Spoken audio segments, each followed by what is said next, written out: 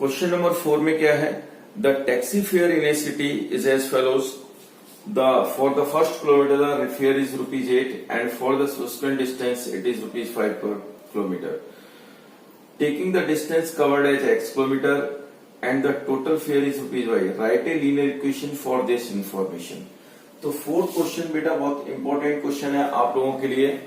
Correct. देखो आपको लिखा हुआ है कि टोटल जो फेयर है वो जैसे फॉर एग्जांपल आप ए प्लेस से बी प्लेस गए, ओके, और पहले फर्स्ट किलोमीटर का 1 किलोमीटर जो डिस्टेंस है उसका जो फेयर है वो रुपीज कितना है 8. For the first kilometre the fare is ₹8. तो इसके लिए आपको ₹8 पे करना है, ओके, ए डिस्टेंस से सी डिस्टेंस तक. उसके बाद जितनी भी आप डिस्टेंस ट्रेवल करेंगे उसका फेयर कितना है ₹5 पर किलोमीटर, ₹5 पर किलोमीटर. ओके. तो आप यहां देखो टोटल डिस्टेंस आपने क्या किया, डिस्टेंस कवर्ड कितना किया x किलोमीटर. तो टोटल डिस्टेंस जो है वो कितना है x किलोमीटर आपने कवर करना है. और टोटल फेयर कितना है, टोटल फेयर इज ₹5. ओके. तो आप यहां देखो रिमेनिंग जो 1 किलोमीटर जो डिस्टेंस है 1 किलोमीटर का फेयर कितना है ₹8. टोटल डिस्टेंस कितना है आपको x kilometre distance A to B distance कितना है x किलोमीटर. तो ए टू सी डिस्टेंस का फेयर कितना है डिफरेंट है ₹8 है. रिमेनिंग डिस्टेंस कितना होगा x -1 किलोमीटर. ओके.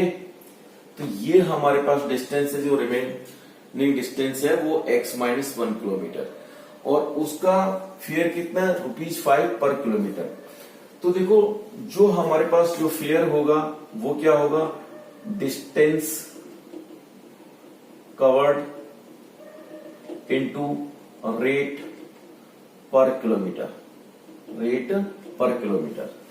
तो अभी देखो तो ये आपको फॉर्मूला अप्लाई करना है, बहुत सिंपल है. देखो टोटल फेयर कितना है ₹5 टोटल फेयर. तो यहां देखो 1 किलोमीटर डिस्टेंस कितना है, डिस्टेंस कितना है 1 kilometre, distance covered 1 kilometre into fair पर किलोमीटर यानी ये फिक्स्ड है ₹8.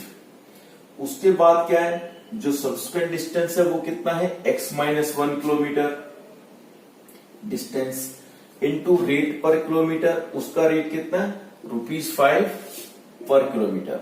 तो ये जो इक्वेशन क्या बनेगी आपके पास 8 + 5x - 5. तो ये आपके पास 5x + 3 ये हमारे पास एक इक्वेशन बनेगी. ओके. तो ये इंपॉर्टेंट क्वेश्चन है. ठीक है.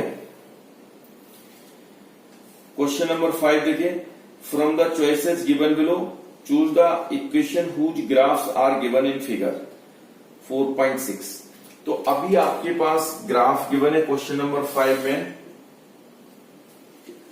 क्वेश्चन नंबर 5 में आपको ग्राफ गिवन है और ग्राफ के ऊपर पॉइंट्स गिवन है कि ये जो लाइन है वो एक तो ओरिजिन से पास हो रही है और उस पे एक -1,1 पॉइंट लाई करता है और 1,-1.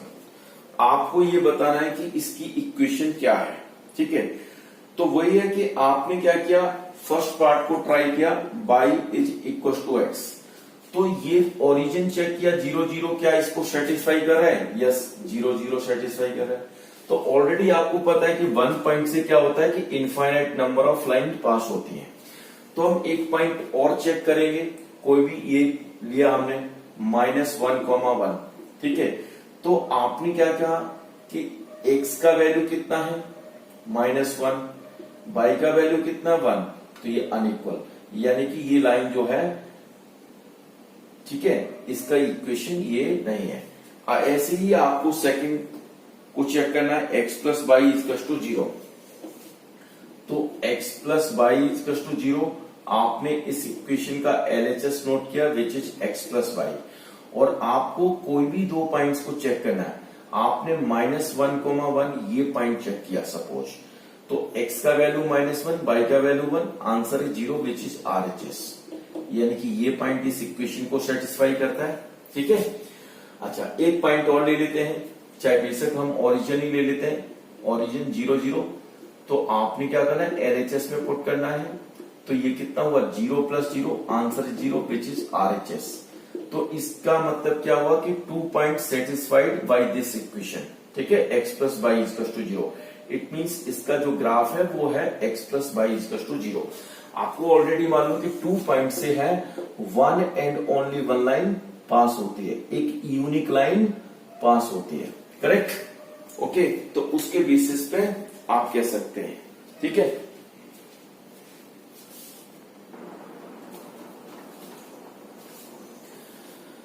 क्वेश्चन नंबर 6 देखिए, if the work done by a body on application of a constant force is directly proportional to the distance travelled by the body, express this in the form of an equation in two variables and draw the graph of the same by taking the constant force as 5 units.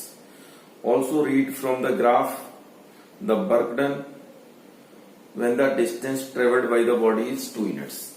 तो बहुत simple है, जैसे आप यहां देखो कि ये हमारे पास क्या है कि एक हमने कांस्टेंट फोर्स अप्लाई किया, जैसे कांस्टेंट फोर्स अप्लाई करेंगे तो क्या हुआ, ये ए प्लेस से बी प्लेस मूव हुआ, ठीक है। तो जैसे ही आपने क्या किया कि ए पॉइंट पे आपने फोर्स अप्लाई किया, ओके, फोर्स अप्लाई किया, तो ये जो बॉडी है वो कितना डिस्प्लेसमेंट हुआ उसका बी, ठीक है। तो ये हमारे पास डिस्प्लेसमेंट हो गया, ए बी है डिस्प्लेसमेंट।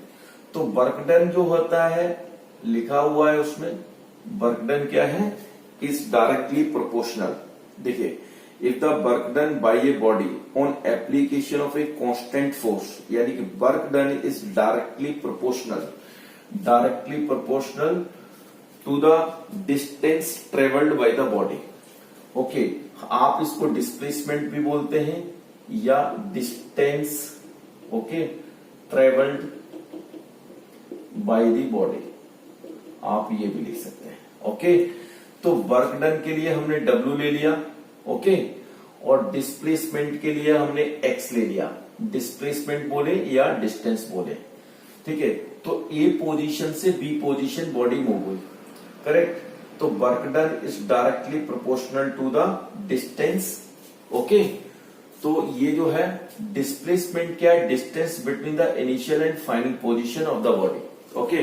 तो ऑलरेडी आपको मालूम है, तो work done is directly proportional to x, और वर्क डन को भी हमने बाई लेटर ले लिया, बाई वेरिएबल ले लिया, तो y is directly proportional to x, ये लिखते हैं। ये जो होता है ये है sign of proportionality, sign of proportionality, okay.